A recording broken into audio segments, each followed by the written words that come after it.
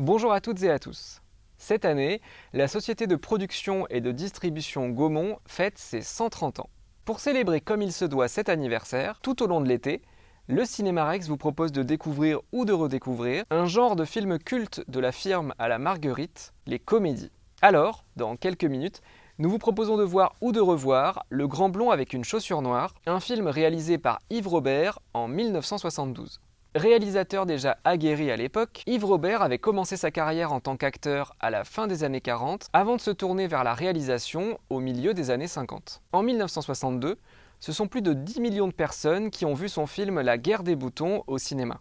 En 1968, Yves Robert fit la rencontre de l'acteur Pierre Richard, à qui il donna l'un de ses premiers rôles dans son film Alexandre le Bienheureux. Et quelques années plus tard, Yves Robert enfila sa casquette de producteur pour produire les deux premiers films en tant que réalisateur de Pierre Richard, Le Distrait en 1970, puis Les Malheurs d'Alfred en 1972. Quelques mois après la sortie de ce deuxième film, Yves Robert et Pierre Richard se retrouvèrent sur un projet commun, l'un derrière la caméra et l'autre devant, Le Grand Blond avec une chaussure noire. Pour ce film, Yves Robert fut d'abord inspiré par le livre La cinquième corde, le récit autobiographique du violoniste et espion israélien Yigal Shamir, paru en 1971. Yves Robert avait d'abord une idée pour romancer cette histoire vraie et surtout en faire une véritable comédie, placer un innocent au milieu de cette sombre histoire.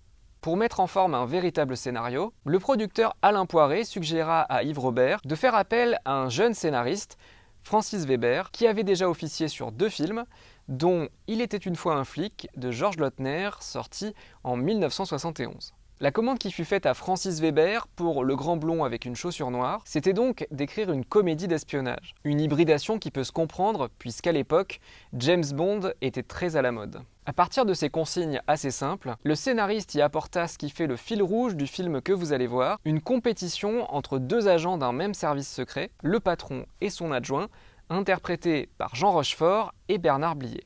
Et au milieu de ce conflit, un innocent choisi au hasard, le fameux grand blond avec une chaussure noire, François Perrin, interprété par Pierre Richard. François Perrin, c'est un nom de personnage que Francis Weber fit revenir dans 6 autres films, sans qu'il ne soit forcément des suites directes ou indirectes du Grand Blond. François Perrin, dans les films écrits par Francis Weber, ce sont souvent des homonymes. Ce n'est pas un personnage, mais un type de personnage. Naïf, candide, gentil, parfois trop. Et François Perrin aura par la suite un nom tout aussi connu, François Pignon, comme par exemple dans Le Dîner de cons.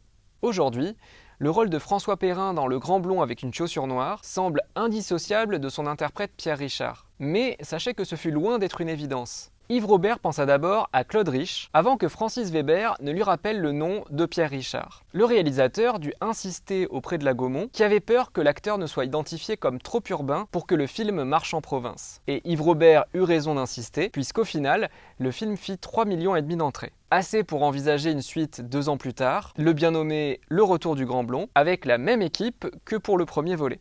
On y retrouvait donc Yves Robert à la réalisation, Francis Weber au scénario, Pierre Richard dans le rôle titre, mais aussi Mireille Darc et Jean Carmé dans les seconds rôles, sans oublier Vladimir Cosma à la musique, accompagné du flûtiste Georges Zamfir. C'est ce dernier qui apporta la signature sonore très identifiable du film, que vous aurez dans la tête longtemps après cette séance, j'en suis sûr. Vous en savez un peu plus sur Le Grand Blond avec une chaussure noire, réalisé par Yves Robert, et écrit par Francis Weber, un film que je vous laisse découvrir ou redécouvrir tout de suite. Il ne me reste qu'à vous souhaiter une très bonne séance, et je vous dis à bientôt au cinéma.